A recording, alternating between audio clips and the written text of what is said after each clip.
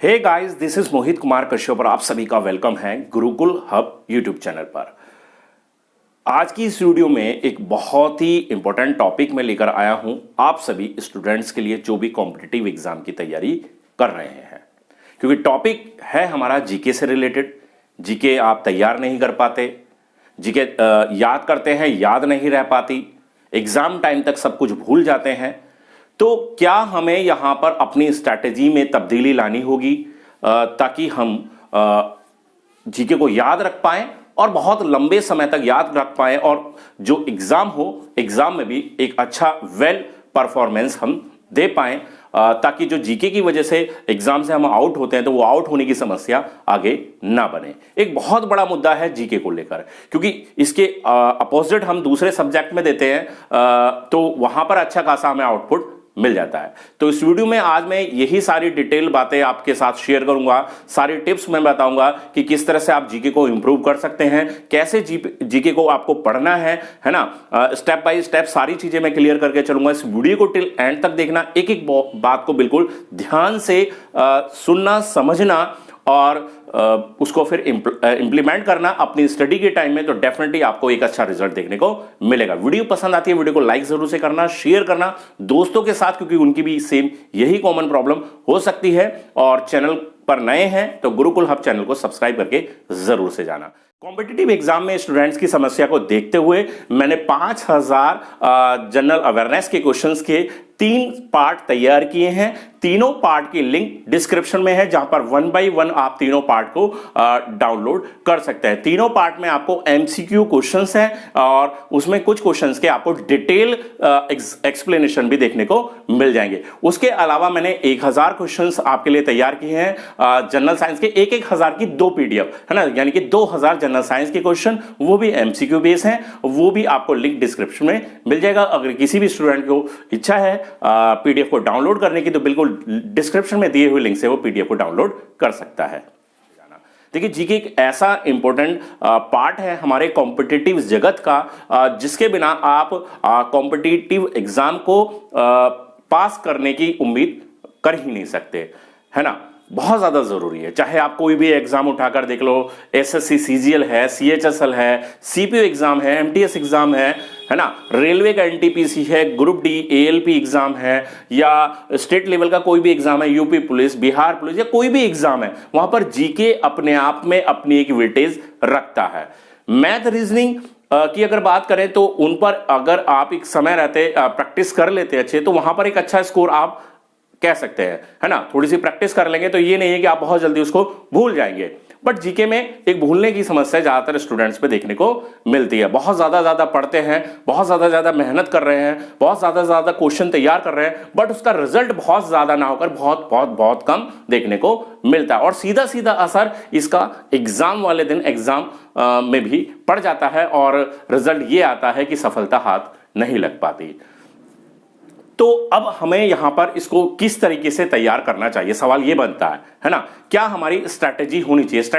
Strategy अभी तक हम अपनी अप्लाई कर रहे हैं, उसमें क्या तब्दीली यहां पर लानी है, क्या बदलाव यहां पर लाने हैं। देखो, जीके पढ़ने के यहां पर स्टूडेंट्स 3 तरह के इस्तेमाल करते हैं, मतलब 3 तरह से वो जीके को प्रिपेयर करते हैं। एक तरीका होता है डिस्क्रिप्टिव वे में, है ना। चाहे एनसीईआरटी से तैयार कर रहे हैं या कोई बुक्स है, टेक्स्ट बुक है, हिस्ट्री, ज्योग्राफी, पॉलिटी, मतलब डिटेल में जाकर, है ना, उसको पढ़ने की कोशिश कर रहे हैं और एक समझ बनाने की कोशिश कर रहे हैं, एक अंडरस्टैंडिंग बनाने की कोशिश कर रहे हैं ताकि वो उसको इंप्रूव कर पाए। लेकिन अगर आप किसी बड़े एग्जाम की तैयारी कर रहे हैं, लाइक यूपीएससी एग्जाम है, यूपी पीसीएस है, स्टेट लेवल कोई भी पीसीएस एग्जाम है, तो वहां पर ये बात तो समझ में आती है कि हम डिस्क्रिप्टिव लेवल पर तैयार कर रहे हैं। क्योंकि एक तो हमारे जब बड़े एग्जाम की आप तैयारी कर रहे हैं, एक तो वहां पर वेटेज ज्यादा है, ज्यादा क्वेश्चन जीके जीएस से पूछे जाने हैं, ज्यादा मार्क्स के आपके क्वेश्चंस रहेंगे, है ना। जीके का ही वहां पर सारा कुछ गेम होता है असली, है ना। तो और फिर उसके लिए आपको समय भी उतना ही आपके पास होता भी है, भाई जीके है और जीके को ही अच्छे से आपको फोकस भी करना होता है। बट अगर इसके अपोजिट आप रेलवे, एसएससी या स्टेट लेवल का कोई भी छोटा मोटा एग्जाम है, पुलिस या डिफेंस लाइन का, तो वहां पर आप डिस्क्रिप्टिव लेवल पर जाकर पढ़ने की कुछ कम ही सोच पाते हैं, है ना। उतना डिटेल में जाकर आप नहीं सोचते, क्योंकि ना तो आपके पास समय है ना, और दूसरी बात ये होती है कि भाई आपके पास और भी अदर सब्जेक्ट हैं, आपको उन पर भी फोकस करना होता है, तो इतना आप डिस्क्रिप्टिव लेवल पर नहीं पढ़ पाएंगे। हाँ, चुनिंदा कुछ टॉपिक्स आप जरूर पढ़ सकते हैं। तो फिर जो आगे के दो आपके पास ऑप्शंस बचते हैं वो बचता है वन लाइनर और ऑब्जेक्टिव। वन लाइनर काफी बच्चे वन लाइनर प्रेफर करते हैं कि भाई जैसे लूसेंट टाइप की बुक है हमारी, काफी सारी ऐसी बुक्स हैं, आपको 100, 150, 200 रुपए की रेंज में मार्केट में बहुत सारी बुक्स मिल जाएंगी जहां पर आपको वन लाइनर वे में क्वेश्चन दिए होते हैं और उनको अच्छा तरीके से आप रीड करते चले जाते हैं और फिर क्या होता है आगे बढ़ते चले जाते हैं। और ऐसे ही ऑब्जेक्टिव का भी सीन होता है ना। लेकिन वन लाइनर और ऑब्जेक्टिव पढ़ने में सबसे बड़ी समस्या ही ये आती है कि हमने पढ़ लिया और हम उसको भूल गए। अब आपको यहां पर करना क्या है, देखिए सबसे पहले तो आपको टारगेटेड तैयारी करनी है। टारगेटेड मतलब यहां पर कहने का मतलब यह है कि डेली का अपना एक रूटीन आपको सेट करना पड़ेगा जीके के लिए कि आज मुझे जीके पढ़ना है। ठीक है, अब जीके पढ़ने भी इसमें वन लाइनर या ऑब्जेक्टिव भी पढ़ रहे हैं तो इसमें भी आपके दो तरीके होते हैं। एक तो आप मिसलेनियस क्वेश्चंस पढ़ते चले जाते हैं और एक होता है कि नहीं इसको भी मैं पढ़ूंगा तो इसको भी टॉपिक वाइज पढ़ूंगा। ठीक है, वो अपना अपना मन है, वो किसी भी तरीके से आप उसको पढ़ सकते हैं।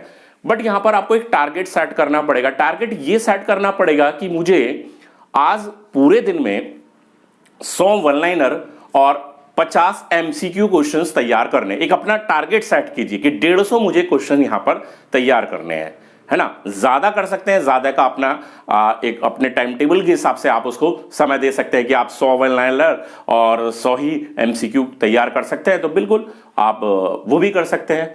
तो आपको मैंने अपने लास्ट वीडियो में भी इस टॉपिक पर डिस्कस किया था कि जब भी आप तैयार करें, है ना, उसको छोटे छोटे पार्ट में तैयार करें। ऐसा नहीं कि 100 के 100 क्वेश्चन आपने 1 घंटे 2 घंटे बैठे और 100 के 100 क्वेश्चन एक साथ पे तैयार कर लिए।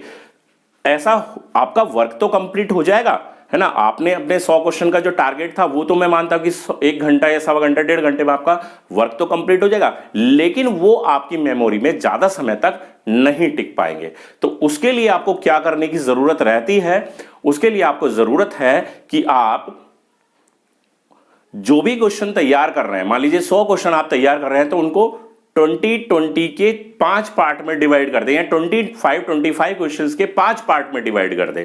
ठीक है, यानी कि 25 क्वेश्चन आपने तैयार कर लेने अपने 10 से 15 मिनट में, उसको 2 बार या 3 बार उसका रिवीजन मार लीजिए, फिर 5-7 मिनट आप थोड़ा सा रेस्ट कर लीजिए, फिर उसके बाद फिर 25 क्वेश्चंस आप ले लीजिए, फिर पहले वाले रिवाइज कर लीजिए और नए वाले फिर तैयार कीजिए। तो ऐसे ऐसे करके आपको छोटे छोटे ब्लॉक्स में, छोटे छोटे स्लॉट्स, टाइम स्लॉट्स में इनको तैयार करना है। इस तरह से तैयारी करने से वो आपकी मेमोरी में बहुत ज्यादा लंबे समय तक रहेंगे। अच्छा, समस्या एक और आती है, समस्या एक आती है कंफ्यूजन की।